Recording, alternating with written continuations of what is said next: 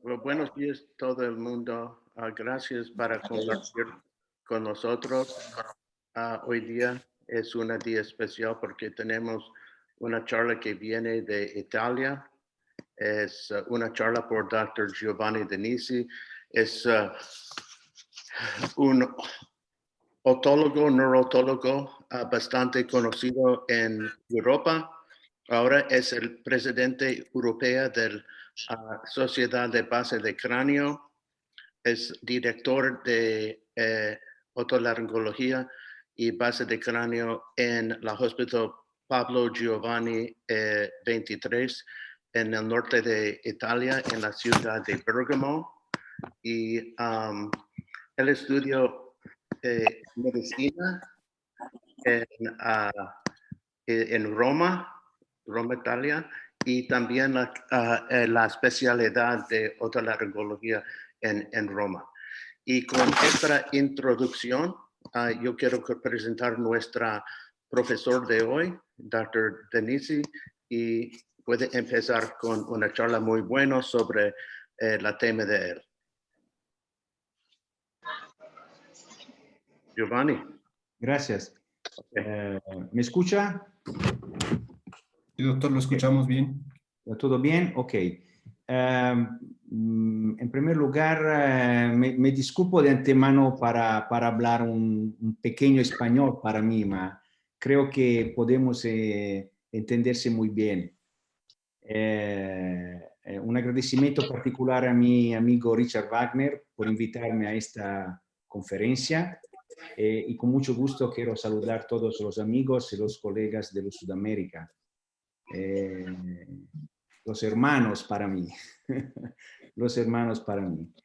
El título, voy a un momento, ok.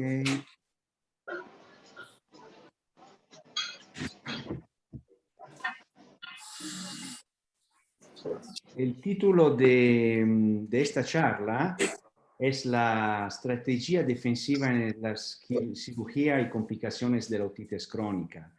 Entonces vamos a empezar esta charla con una pregunta. La pregunta es, ¿quiénes son los doctores? Esta es una frase muy famosa de Voltaire, el filósofo francese, que los doctores son hombres que prescriben medicinas de las que saben poco, curan enfermedades de las que saben aún menos y a los seres humanos de lo que no saben nada. Este es muy interesante, muy cómica come frase, porque los doctores son humanos.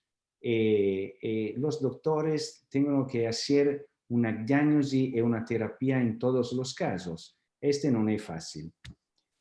Me gustaría presentar algunos conceptos básicos sobre el problema del diagnóstico. Hoy tenemos una tecnología superior, mejor del pasado. Una tecnología mejor ha comportado diagnósticos más precisos, diagnósticos mejores han comportado en consecuencia terapias mejores. Y para mí el concepto más importante es que al doctor sirve siempre un diagnóstico, siempre. No se puede saludar a un paciente después de una consulta sin una diagnosis.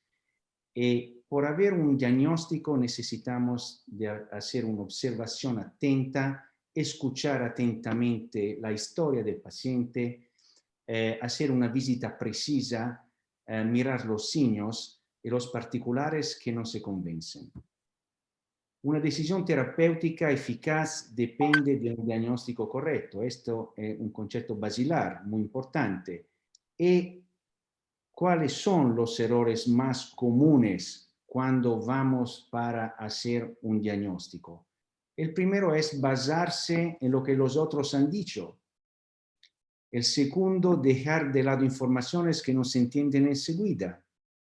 A quello dejado de lado viene olvidado y frecuentemente contiene la solución.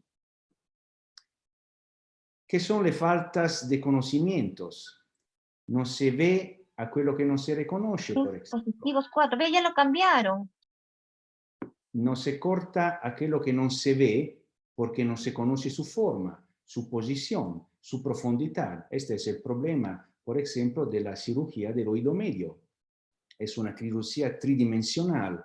Cuando vamos a hacer una cirugía en el oído medio, vamos a imaginar, a prever dónde están las estructuras nóbiles, el canal semicircular, el nervo facial, el estribo, il seno sigmoideo e così.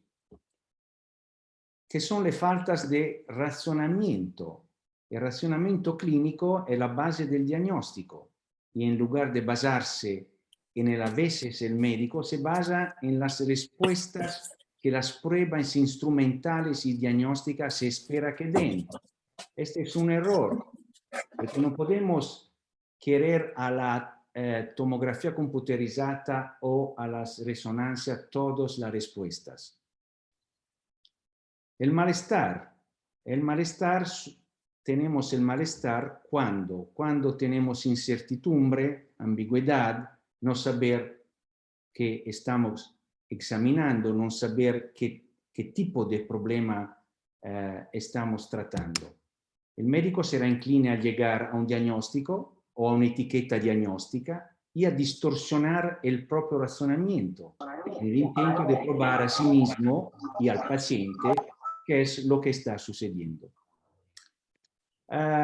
Tenemos muchos modos de equivocarse en el diagnóstico.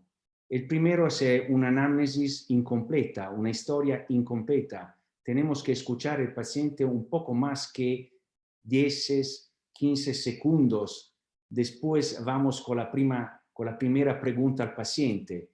No, debemos ser pacientes, escuchar atentamente la historia. Una exploración física hecho mal o una lectura o interpretación errada de un test. Pero el tipo de error diagnóstico más común se verifica nella mente del médico y tenemos dos situaciones, el razonamiento enfermo y el error cognitivo. La primera causa del razonamiento enfermo es el conocimiento incompleto del problema, la recogida de datos insuficiente, signos no reconocidos, resultados mal interpretados, síntesis defectuosa, dificultad en combinar conocimientos y datos recogados. El error cognitivo. El error cognitivo conlleva cerrar el caso prematuramente e ignorar todas las posibles alternativas. Voy a mostrarte un caso clínico paradigmático, clásico, de una hernia meningoencefálica. Una mujer de 30 años que tenía rinitis recurrentes, una exploración en microtoscopía o una otoendoscopía con un líquido endotimpánico bilateral da 2 meses, una odrometría con hipoacusia de conducción bilateral e una anamnesi personal, una historia negativa. El programa fue una endoscopía nasal por explorar el rinofaringe y el tentativo de poner un drenaje transtimpánico. La endoscopía nasal fue negativa, el cirujano va por un drenaje transtimpánico e si trova una otodicorrea. No se posiciona el drenaje, cobertura antibiotica, continua pruebas con tomografía computerizada y resonancia. Este es el resultado.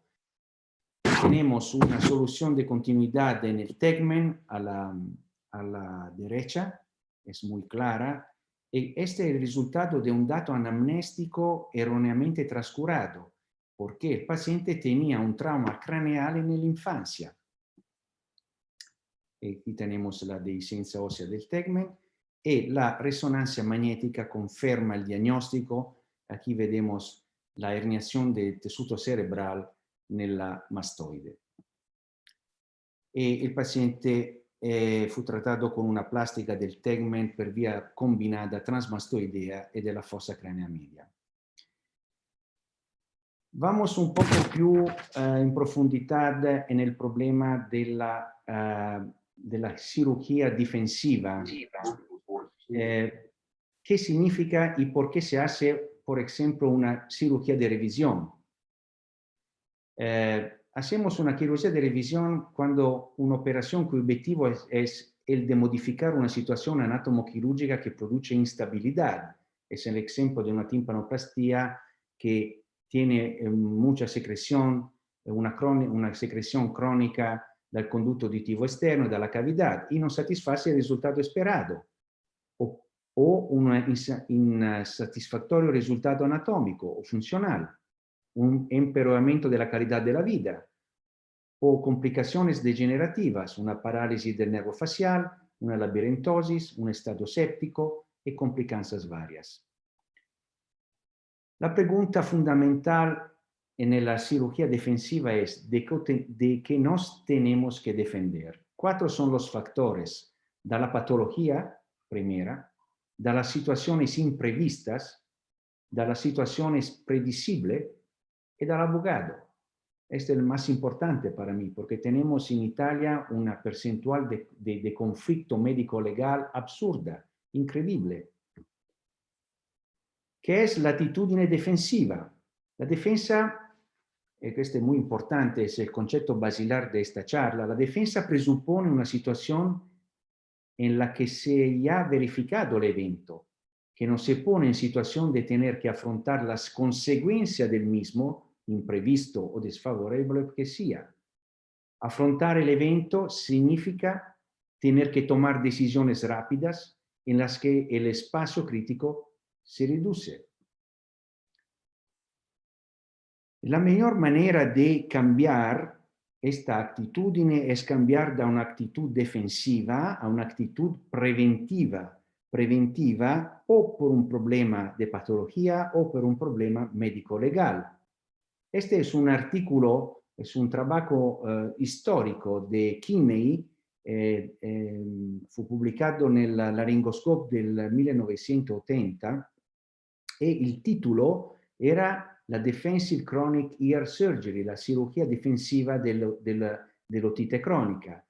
Kinney que este es en inglés, discúlpame por favor, Kinney says the important feature is to identify the problem before it is too late, and the best defense is to identify a problem area before a complication occurs. For a cholestatoma, for example, when cholestatoma is present, we assume that every possible complication is present until we prove to the contrary. Tenemos 3 conceptos básicos muy importantes da tener con nosotros cuando vamos a hacer una cirugía como una timpanoplastia, una cirugía del oído medio en general. ¿Cuáles son los momentos críticos? Los momentos críticos son el setting preoperatorio y la conducción de la operación. Por el setting, muy importante, como vamos a mirar en esta slide, es la anamnesis, la historia clínica, los signos, la semiología, la condición clínica, la microautoendoscopía, el imaging. El imaging, tenemos una pregunta. ¿Por qué una pregunta per l'imaging? Setting, parte segunda. Vamos a planificar los límites de la cirugía, la instrumentación disponible, el tipo de anestesia. Y ahora vamos a hablar de la tomografía computerizada y de la resonancia. Cuando queremos una tomografía o una resonancia, tenemos que hacer 2 preguntas a nosotros. ¿Qué nos esperamos de los exámenes? ¿Qué queremos saber? Porque la mayoría de los doctores van a mirar el reporte, ma no miran las imágenes. Es un error fundamental. Recordamos que la tomografía computerizada de alta resolución non puede distinguir entre el tejido de granulación, la fibrosis, el líquido endotimpánico, los tumores benignos, el colestatoma. No puede. es una escala de gris. Esta es una frase de Kinney dallo mismo lavoro, che the radiologic evaluation of chronic care may be helpful at present, ma estamos hablando del 1980, at present mastoid X-rays, no tomografia computerizzata, ma X-rays, are necessary only for medical legal purposes. La pregunta es, ¿queremos la tomografía computerizada o la resonancia por nosotros, por encuadrar en una manera mejor el plano terapéutico, o queremos la tomografía computerizada por una seguridad médico-legal? Porque yo no quiero nunca una tomografía computerizada per un'otite cronica simple, per una simple perforación de la membrana timpánica, por hacer la cirugía. No es necesario, no necesitamos de querer un ataque, una resonancia per una perforación simple, porque el sospecho es que el paciente podría haber una colesteatoma. No, la microautoendoscopía está bastante.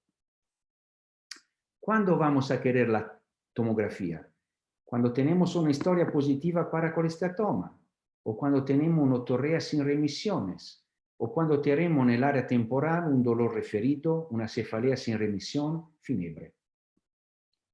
Cuando la TAC, la tomografía, cuando tenemos una parálisis del nervio facial con otorrea, cuando tenemos un colapso della area epitimpánica y de la pared posterior del conducto auditivo externo, cuando tenemos un paciente que tiene un vertigo intractable y ataxia, y cuando tenemos signos de enristimiento cerebelar.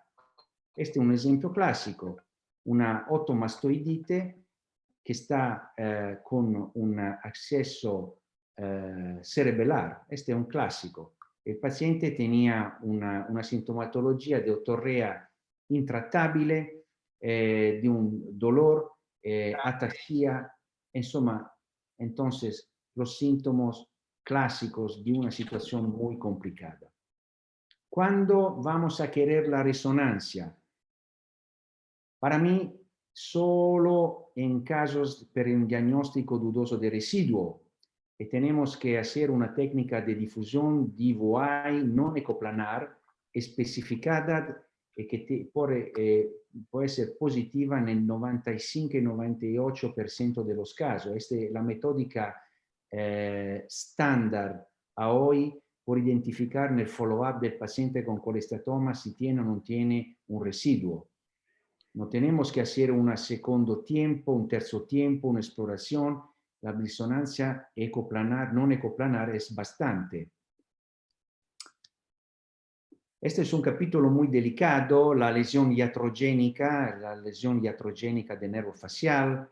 En esta diapositiva veremos a la izquierda la serie de lesiones, todas las técnicas y durante la mastoidectomía. Y la mayoría es entre la segunda y la tercera porción del nervio facial mastoideo. La lesión iatrogénica del facial tenemos un 55% durante la mastoidectomía, un 14% durante la timpanoplastia en general, un 14% nell'exéresis dell'exostosis del conducto uditivo externo. Este es un caso clamoroso. En el 80% de los casos, la lesión del facial no fue detectada durante la cirugía. Esta es una afirmación muy importante, histórica, ma por favor, tenemos esta afirmación como un principio basilar de la cirugía del oído medio. La falta de familiaridad con la anatomía del hueso temporal parece haber contribuido a la lesión del nervio facial en muchos de estos pacientes. El hecho de que la lesión del nervio facial no fue reconocida en el 80% de los casos apoya esta afirmación. Este es un capítulo muy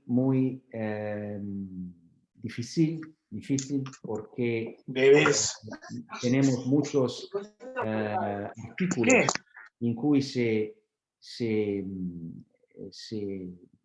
come si dice in spagnolo, si consiglia l'uso della monitorizzazione del nervo facial en la cirugía del oído medio.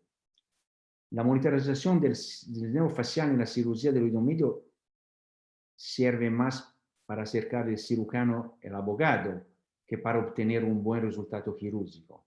Porque no tenemos necesidad de usar el monitor de nervo facial en la mastoidectomía, en la cirugía del implante coclear o en la cirugía del colesteatoma. ¿Por qué? Esta es una lettera al editor de una revista de Fenton and Fagan en el 1995 y que dicono los autores, non hay sustituto para la formación adecuada en el laboratorio de publicar afirmaciones inexactas como la monitorización del nervo facial sin duda jugará un papel importante en la cirugía del oído para el residente y el otólogo ocasional. Pone en riesgo médico legalmente el cirujano que opera sin la ayuda de un monitor de nervo facial. Si el nervo facial con una cubierta ósea responde a la estimulación, entonces la intensidad es demasiado alta y como consecuencia la sensibilidad del monitor es demasiado baja. Depender del monitor de nervo facial significa ignorar principios quirúrgicos bien conocidos y establecidos, a saber, exposición, identificación y preservación de una cubierta ósea sobre el nervo. ¿Cuáles son los principios de manejo quirúrgico? Moverse desde área fácilmente reconocible hacia áreas oscuridades por la patología. Reconocer los puntos de referencias más resistentes, el canal semicircular lateral, el ángulo sinodural, el músculo digástrico. La disección final es de las zonas de riesgo, finestra oval, ganglio geniculado, laberinto, adecuada elección de la técnica quirúrgica. Primero concepto, moverse desde áreas fácilmente reconocibles hacia áreas oscuridades por la patología. Estamos hablando en la mastoide. Aquí podemos ver los puntos de referencia en la primera tiempo de la cirugía de la mastoidectomía. El músculo digástrico, el seno sigmoide, el ángulo sinodural, la exposición y la esqueletrización dura de la fosa cránica media, l'antro, l'incus, el canal semicircular lateral, el conducto auditivo externo. Aquí miramos una esqueletonización del nervo facial completamente en la segunda y en la tercera porción, el seno sigmoide esqueletrizado, el bulbo de la jugular, la carótida interna y la caja del tímpano. Esta es una situación clásica. Estamos empezando el trabajo en la mastoide y mira, inmediatamente tenemos el seno sigmoide muy superficial.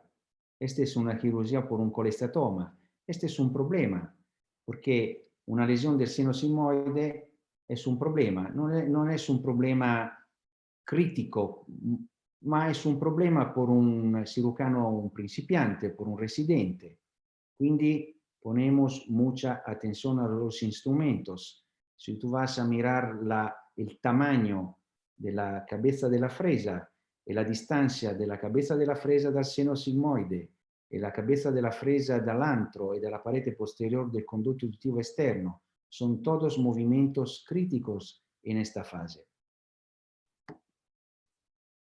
Segundo concepto, moverse desde áreas fácilmente reconocibles hacia áreas oscuridades por la patología en la caja. Aquí vemos el movimiento es de la periferia al centro, e dall'ipotimpano o dall'epitímpano verso l'estribo, verso il promontorio. Quindi vamos da regiones dove fácilmente reconocibles a regiones más delicadas, más complicadas, como la finestra oval, la finestra redonda, el nervo facial. Disección final nelle zone di riesgo, finestra oval, ganglio geniculado, labirinto. Estos son slides de Richard. Me recuerdo 3 slides muy particulares, muy interesantes. Esta es la primera. Aquí vemos el nervo facial en la tercera porción, en la mastoide. Y mira la distancia anómala, la distancia particular del nervo facial en la tercera porción, el annulus timpanico. Es una distancia no normal. E quindi este significa che il nervo faciale è muy lateral e non nella posizione anatomica normale. Un otro nervo facial en el medio de la cavidad, muy grande, muy corposo. Ancora un nervo facial en la corda del tímpano.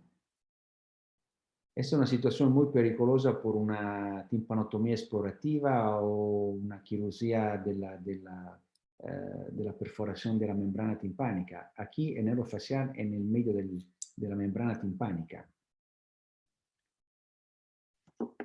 Ahora vamos a mirar una clip de una cirugía del colestatoma del oído medio. Es un colestatoma del látigo. Aquí veremos la cabeza del martillo. Esa es la tasca de retracción axial, la parte tensa está intacta. Este es un limbo fibromuscular posterior, ancorado al músculo temporal, ancorado superiormente. Esta es la pared posterior membranosa del conducto auditivo externo. Esta es la superficie de la mastoide, la spina di Henle. Vamos a scolar la pared posterior membranosa del conducto auditivo externo. Y aquí veremos donde empieza la tasca de retracción, el colestatoma. Este es el annulus timpánico. Aquí veremos l'incudine.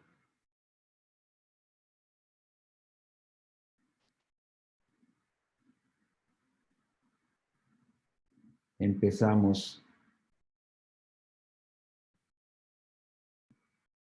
la mastoidectomía y tenemos una técnica retrógrada de anterior a posterior.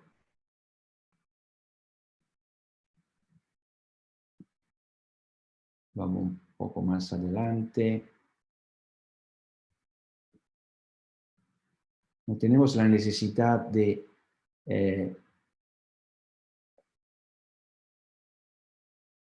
cortar toda la mastoide, ma bastante donde termina el colestatoma. Vamos a cortar el conducto auditivo externo. Esta es la membrana timpánica. La disección de la matriz del colestatoma, de la mastoide, después el antro, el ático posterior.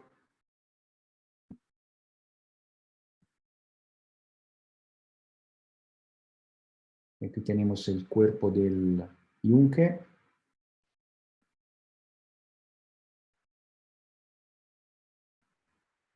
Y vamos de las áreas periféricas, externa, al centro. Estas son áreas sin riesgo.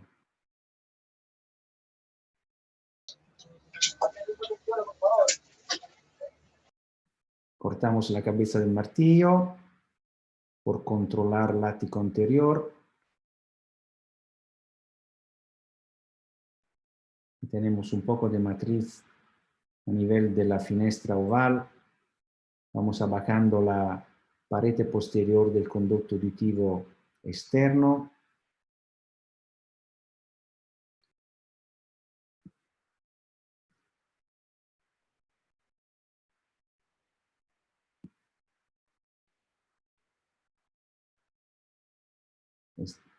Este es el yunque por la ossiculoplastía, la reconstrucción de la catena ossicular.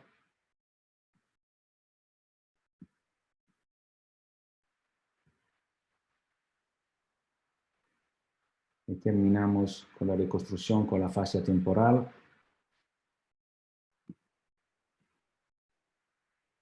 Underlay.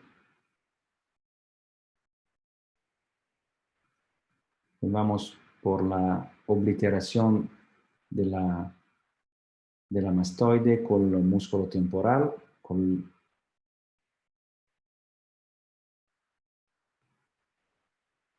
este músculo. Después la fascia sobre el músculo y la pared posterior del conducto auditivo externo sobre la fascia. Aquí. Bueno. En conclusión, la cirugía del oído medio es una cirugía de los puntos de referencia. Entonces usa puntos de referencia como tus mejores amigos. Por lo tanto, mantente orientado siempre. No como este caballero.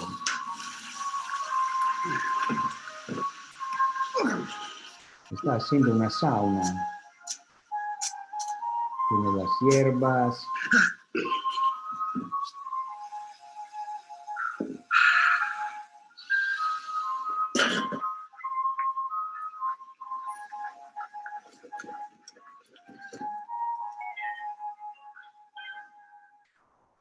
No está en la sauna, está en la cocina. Ese no es orientado. El primero take home message. Una correcta y eficaz cirugía no consiste en realizar una intervención estándar, sino en el conocer, prevenir y gestionar correctamente cada una de las posibles complicaciones e imprevistos. Evite siempre el efecto avalancha, cuando cada factor de riesgo se suma al siguiente para determinar un aumento progresivo de las complicaciones, como este señor, que tiene el breakfast matutino. Este es un clásico efecto avalancha.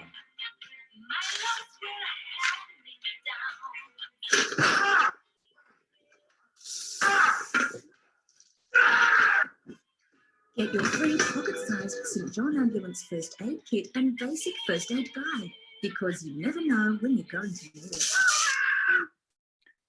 El segundo mensaje es el The Whole Rule. Cuando te encuentres en una fosa para excavar, este es muy importante cuando hacemos la cirugía del oído medio o de áreas desconocidas. Número 3, cuando interrumpir, porque yo creo que el cirujano, una de las principales propiedades del cirujano es la humildad. Cuando interrumpir, cuando se pierden los puntos de referencia y no nos orientamos más, cuando sucede una complicación, por ejemplo, y tenemos que reconocer, pausa, valorar y decidir, resolver inmediatamente sangrado o consultar un colega más experto. En conclusión, un concepto muy importante, un clásico por los cirujanos. Every human endeavor has inherent possibility for complication. E questa è una frase di John Conley, un grande chirurgo americano. The only surgeon who has no complication is the one who doesn't operate. El cirujano que no tiene complicaciones es el cirujano que no opera, que no hace cirugía. En el final, la victoria se obtiene cuando se está preparado todo tipo de imprevisto. Entonces, plan your case properly, prepara el tuo caso muy precisamente, set the strategy, la estrategia quirúrgica, la preparación de las posibles complicaciones, prepara los instrumentos al mejor y tiene una mentalidad multidisciplinar. Gracias a todos por escucharme.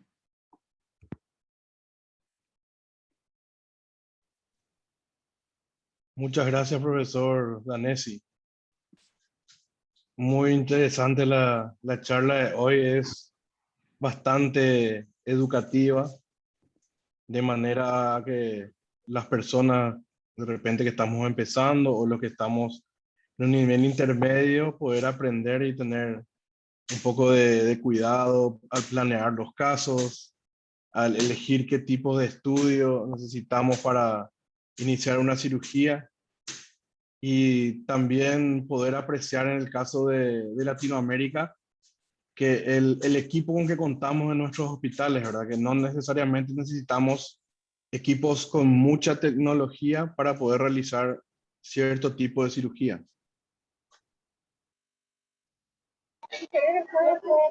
Claro. Hola, Néstor. Profesor Roy, le escucho. Sí. Querías, antes que nada, agradecerle al profesor. Muy interesante la charla, muy educativa. Saludarle a los amigos, a Richard. Y quería simplemente, es una pregunta, pero también es una dificultad que estamos teniendo. Yo creo que no solo en nuestros centros de estudio, en los centros hospitalares universitarios, que es la falta de hueso temporal para poder hacer el entrenamiento, cosa que antes, en mi época, no había. Conseguíamos en bolsas, conseguíamos 20 huesos temporales y era un requisito para poder tocar oído, por lo menos tener una disección completa de 10 huesos temporales para poder hacer una mastoide. Hoy día eso no es posible realmente por las dificultades que uno tiene para obtener esos materiales. Y quería preguntarle al profesor allá en Italia, ¿cómo está la situación? Si tienen la misma dificultad y qué herramientas actualmente están utilizando para que los residentes puedan practicar antes de operar un paciente. Sí, la pregunta es muy clara. Muchas gracias por la pregunta. En Italia tenemos la posibilidad de entrenar a los residentes con cursos de disección del hueso temporal con cabezas. Las cabezas son de los Estados Unidos, porque en Italia no tenemos la posibilidad de hacer la ejercitación del hueso temporal en este país. Vamos a importar las cabezas, ma es una realidad muy reciente. Gracias, profesor. La tecnología hoy día de impresión de huesos temporales en 3D, que es la tecnología aditiva, ¿cómo está eso en Italia? Y es factible esa tecnología para en el futuro poder entrenar en ese tipo de material. Gracias por la pregunta. Necesitamos que entender qué tipo de tecnología, porque para mí el entrenar sul hueso temporal non è sostituibile con ninguna tecnología por un problema de sensibilidad de las manos. La tecnología computerizada puede ser una alternativa, ma non è lo mismo che praticar, entrenar sul hueso temporal prácticamente, físicamente, porque uno de los mayores problemas es la visión tridimensional de la profundidad.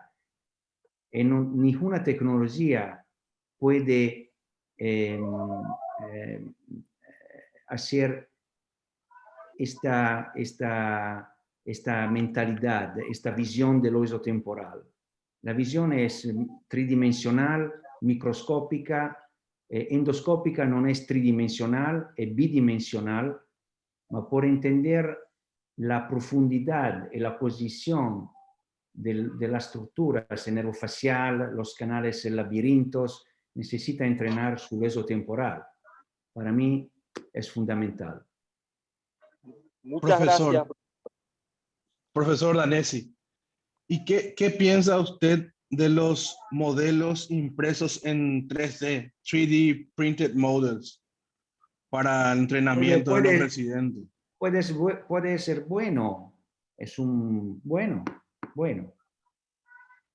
Puede ser una alternativa. ¿Y simuladores de imágenes 3D, profesor? Es lo mismo problema. Los simuladores non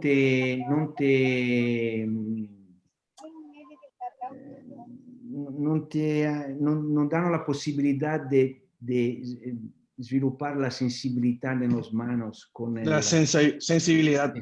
Sí, non se puede. Es solo una sensibilità visiva, ma non manual. Gracias, profesor. De nada. Doctor, hay algunas preguntas del auditorio. La doctora Sandoval de Barcelona pregunta, ¿cuánto tiempo después de la cirugía de colesteatoma pide una resonancia magnética? 2 años después de la cirugía por el colestatoma. Okay. Y después, si negativa, 4 años. Okay. Profesor, una consulta. Espera un segundo. Es muy importante que sabes que tiene que usar diffuse weight imaging, DWI. Es importante, no es una resonancia magnética básico. Tiene que usar el algoritmo especial. Okay. Claro, es una pregunta del cirujano al radiólogo.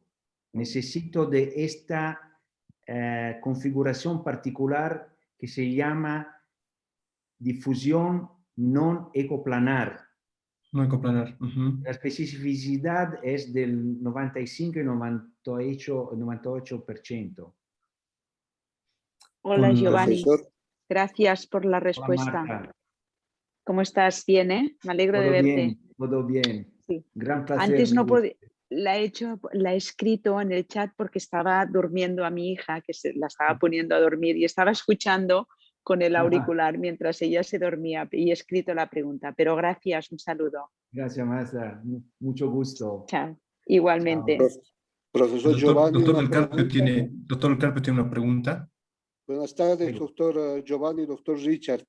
¿Algún trabajo que conozca, doctor Giovanni o doctor Richard, acerca de la transmisión del COVID por el polvillo de la mastoidectomía? En algunos centros se estaba volviendo a usar incluso escoplos y evitar broquear. No sé si conocen algún trabajo que nos pueda ayudar en algo para mayor seguridad, obviamente con un paciente con PCR negativo, etcétera, pero hoy en día el riesgo es alto. Richard.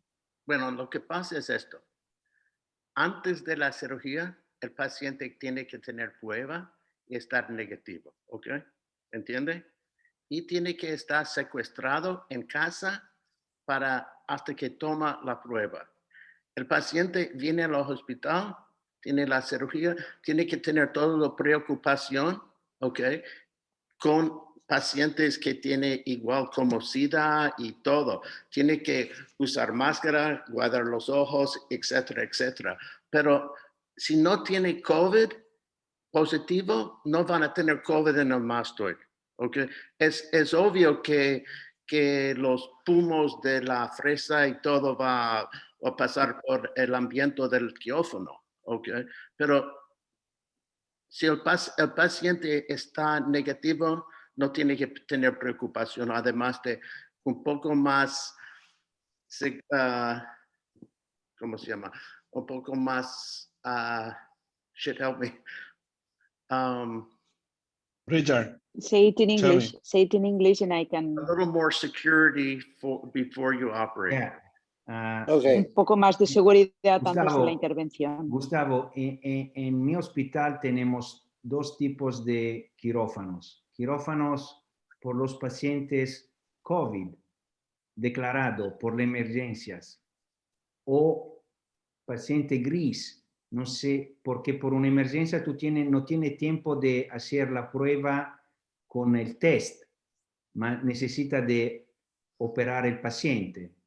Si tenemos un paciente COVID positivo en una mastectomía, tenemos protecciones concordadas, y son una doble máscara, la FP2 y la cirúrgica Para cubrir los ojos. y protección por los ojos. Gafas especial. Si va a hacer la mastectomía con microscopio, por ejemplo, tenemos una protección, una técnica con microscopio por los ojos. La otra cosa que está haciendo es inducción del anestético súper rápido. La persona entra al quirófano y ellos ponen propofol inmediatamente para que no tos, que no pasa nada del paciente en el quirófano. Es una inducción y para sacar el tubo de ventilación, el endotracheal tube o lo que está usando, tiene que sacarlo muy delicado para que no tose el paciente. Estoy mirando una pregunta de Alejandro Luna. Para el colestatoma siempre pide la resonancia o solo en mastoidectomías cerradas. Siempre, por identificar el residuo resonancia. La mayoría de los recidivas no están en el mastoide y se puede obliterar la mastoide sin perículo. La mayoría de los recidivas están en la caja, en el ático, no en la mastoide. Porque disecar la matriz del colestatoma en la mastoide es muy fácil. Es un espacio muy largo. Profesor, ¿pide la resonancia específicamente la técnica de la secuencia de difusión Sí. o el estudio completo de resonancia No. magnética? Quiero pido la resonancia con una pregunta de secuencia específica. Ok, gracias, profesor. De nada. Profesor, había un doctor, creo que es Luis Guillermo, que había levantado la mano. No sé si se encuentra todavía ahí presente para realizar una pregunta. Prego. Doctor Luis Guillermo, ¿estaba conectado con el iPhone?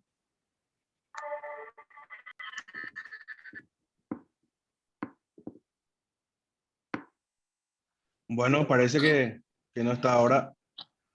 Profe, yo tenía una pregunta. Es una pregunta difícil, pero es en general. Según su opinión, en la cirugía de mastoides, ¿qué porcentaje de cirugía de revisión es aceptable? ¿Entiende revisión por qué problema? Y una second look. Second look. Sí. El problema del second look es el problema básico de la timpanoplastia.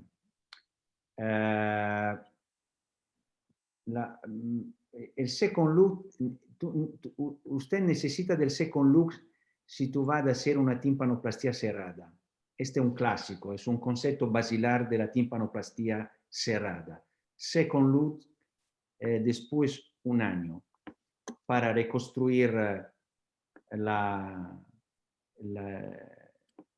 catena osicular y controlar y mirar si tiene residuos. Néstor, si tiene que hacer una mastectomía completa y tiene una cavidad abierta y puede mirar todo con endoscopio o microscopio, no necesita hacer una segunda vista. No, en la timpanoplastia abierta no.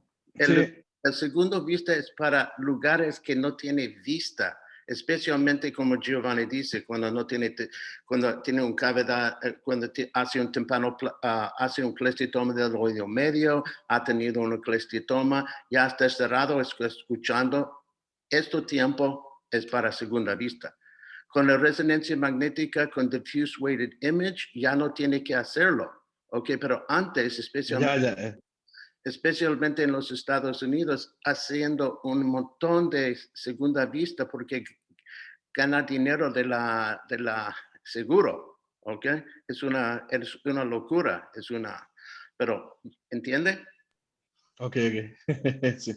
Ok, Rosa, Jacob, Rosa tiene una pregunta de Lima, Perú. Sí, habían dos preguntas en realidad. Primero había una pregunta al doctor Figueroa que habla del video que nos mostró, doctor, del video en el que hacía una mastoidectomía retrógrada y ¿Sí? luego hacía la obliteración mastoidea. El doctor dice, en el caso de la mastoidoplastia, ¿no hace meatoconchoplastía? Dice, Muy pequeña, muy pequeña. muy estética. Ujú. No necesita de una meatoplastía disfigurante, ¿no? Muy grande. No, si tú tienes una buena obliteración de la cavidad mastoidea, tú tienes una pared posterior un poco más larga y necesita de una meatoplastía normal, un poco más grande que normal, pero no una meatoplastía completa como se hicieron en el pasado. Bueno, ¿Siempre procura obliterar la cavidad? Disculpe, ¿Siempre oblitera la cavidad? siempre. Siempre. Si el colestatoma está masivo en la mastoide, yo voy a reducir la cavidad con la obliteración, con hueso, el lembo muscular o el lembo muscular bastante. Ok. ¿Sabes una cosa? Yo no hago obliteración. ¿Por qué? Porque yo trabajo en sitios donde no tengo acceso a resonancia magnética, de vez en cuando tampoco una tomografía, y si no tiene acceso a estas avenidas para buscar una recurrencia, mejor hacer una cavidad sin obliteración. Si tiene duda que el paciente puede regresar para una resonancia magnética.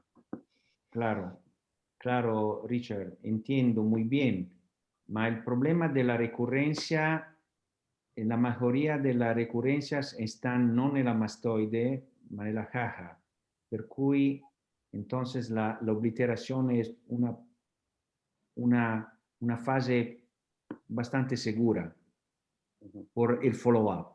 Entiendo. Jacob, hay preguntas. El Rosa. doctor Leborato nos pregunta, ¿en niños intentan hacer técnicas cerradas más a menudo que en adultos? ¿Cómo le va con las técnicas cerradas o abiertas? ¿Más abiertas, más cerradas en niños?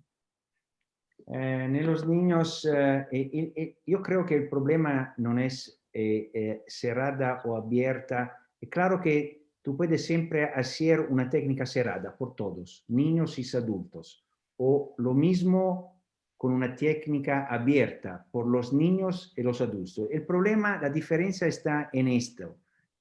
Si tú haces una timpanoplastia cerrada en un niño, tú tienes que dir a la madre que este niño en el futuro podría haber 5 y más cirugías. Esta es la media. ¿Por qué? Porque la recidiva, la recurrencia en la timpanoplastia cerrada es un facto que la literatura científica es muy claro, es el 50, 40 y 50%. Este es el problema fundamental. La recurrencia en la timpanoplastia abierta, moderna, el significado de moderna es la obliteración, una técnica retrógrada, una cirugía más conservativa. La recurrencia es del 6%. Esta es la diferencia. Y questo es el factor fundamental cuando vamos a decidir por una técnica o la otra. Entonces en niños también Abiertas. oblitera abierta. Claro. Ujú. Hay otra pregunta de la doctora Rosa del Perú. Dice, ¿oblitera la trompa de Eustaquio cuando hace mastoidectomía radical? Non ha mastoidectomia radical. Es un Ujú. intervento abandonado. Fine. Stop. Exacto. Ok, ¿sabes una cosa? Si yo saca todos los huesos, no tengo oído que va a Va a funcionar. funcionar. Ok, Claro. ok. Yo voy a tapar el trompa de Eustaquio para que no tiene bacteria del nasofaringe que va al mastoid y da secreción en el futuro. En este es el único caso. Okay, o si yo estoy haciendo una blind sac closure, tiene que abrir el trompe. Estos son los únicos dos casos. Ok. Alguna vez pasa que en algunos, bueno, en Latinoamérica pasa, ¿no? Con cierta frecuencia. Una vez a mí me tocó operar un paciente que venía del Amazonas cuando yo hacía mi servicio social y que el paciente nunca más probablemente iba a verlo a control y nunca más lo vi. Y él tampoco tenía posibilidades de quedarse en la ciudad, vivía en el Amazonas, la selva, y tenía un colestatoma gigante. Entonces, en ese caso yo opté por hacer una mastoidectomía radical y ocluir la trompa de Eustaquio, ¿no? Pero obviamente de pronto es una técnica que hoy en día ya no se la hace, ¿no? Ya no se la hace. Pero en casos de pronto excepcionales, como dice Richard, Claro. pues todavía es Claro. valedero, no lo sé. Claro, claro. Estoy de acuerdo. Ujú. O una petrosectomía subtotal y vaya a cerrar todos. Exacto. Ajá. Doctor, una consulta más. Cuando hablaba de la tomografía o de la evaluación preoperatoria del paciente para cirugía de oído, usted decía que en una otitis media crónica simple, en una miringoplastía simple, eh, habitualmente no pedía una tomografía de oído. Nunca. Nunca. Ajá. Nunca. ¿Alguna vez le ha pasado, bueno, alguna vez, nunca me ha pasado, pero sí he sabido de algunos casos que en una miringoplastía simple eh, no hemos visto el golfo laryngulaar que era alta, era prominente, y al levantar el colgajo timpanomeatal, uno podía romper el golfo, ¿no? Entonces, por esta razón, nos habían sugerido que era recomendable pedir una tomografía, aunque sea Claro. una otitis media crónica simple, aunque sea una Claro, meningoplastía. entiendo. La filosofía es la misma de mi charla. Está preparado antes a todas las posibles variaciones, variables, complicancias posibles. Como quiero la tomografía computerizada por mirar el nervio facial en la segunda porción si está cubierto o descubierto. Por favor, no necesita, porque el nervio facial, tú sabes, antes que tiene el 20% de posibilidad de ser descubierto de hueso, y no necesita una CT. Yo creo que vamos a querer la CT en algunos casos particulares, ma queremos troppe tomografie, troppe. No es bueno por nosotros, no es bueno para los cirujanos, es muy bueno para el médico legal, porque la primera pregunta que tú tienes en un aula de tribunal del médico legal del paciente es, ¿ma tenía una tomografía? ¿Por qué? Este es el problema. Lo más importante son no los inventos de este siglo, es el invento de la anatomía del paciente, los puntos de referencia que hay en cada paciente. Okay. Hay varias abnormalidades en la anatomía, pero hay puntos de referencia que no cambian. Y y por eso es lo más importante, la práctica en el laboratorio. Okay. Sí. Es súper importante en el laboratorio aprender la anatomía. Yo no pidió una tomografía en paciente hasta que el paciente tiene una presentación que yo no entiendo. Mareo, parálisis facial, algo que yo no entiendo. Esto significa que hay un problema que una tomografía puede asistir en el diagnóstico. Doctor López, el segundo problema es el monitor del nervio facial. El monitor del nervio facial es la tumba del cirujano del oído medio. Porque no necesita del monitor, necesita de comprender, entrenar el oído temporal en el laboratorio. Correcto, correcto. De hecho, por lo menos acá en mi país, casi no utilizamos el monitor del nervio facial. Uno, porque no es fácil conseguirlo. Hay una ciudad en Cochabamba y en Santa Cruz sí se lo puede conseguir, pero es costoso alquilarlo, entonces le encarece mucho los costos al paciente, ¿no? Entonces, no es tan fácil realmente, entonces no lo utilizamos de rutina. Realmente para hacer una mastoidectomía, para tratar un colesteatoma, realmente no utilizamos el monitor nerviofacial. Pero lo del golfo legular sí le comentaba porque alguna vez lo había visto, ¿no? Como complicación. Es como el seno sigmoide superficial. O también como el seno sigmoide superficial que podría preverse con una tomografía si no va a ser mastodectomía, ¿no? Entonces, de pronto en la miringoplastía, para evitar hacer una tomografía, se podría hacer una endoscopía preoperatoria, ¿no? Y ahí uno podría ver algunos detalles muy importantes. También. Y ahí nos abrimos, pero para una mastodectomía creo que por lo menos en la práctica sí. El momento pedimos. más importante en el diagnóstico es la microtoscopía o l'otoendoscopía. Uh-huh. En el 95% de los casos tú puedes mirar un colesteatoma claro, una tasca de retracción evolutiva o un precolesteatoma. Tú puedes mirar una perforación simple. Una perforación simple es un intervento de meringoplastia simple, ningún riesgo de hacer una cirugía arriesgada por el oído, por el udito, tranquila. Correcto. Profesor Roy, estaba queriendo preguntar algo. Perdona. El doctor Jorge Roy de Paraguay estaba queriendo ya preguntar. bajé la mano porque ya conversaron sobre eso. Gracias. Gracias, doctor. profesor. Gracias.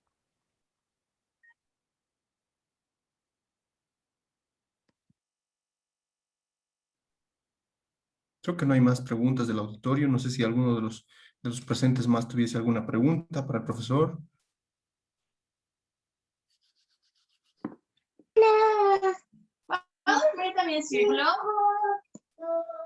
No, creo que no. Querido Muchas doctor gracias Danesi, a todos. entonces muchas gracias por su participación, por su charla, por sus consejos. Muchas gracias por su tiempo, querido doctor Danesi. Sabemos que ya es un poco tarde, le agradecemos mucho. Un gran gusto. Nosotros Gracias. encantados. Muchas gracias, profesor. Gracias. Saludos desde Paraguay y del resto de Sudamérica.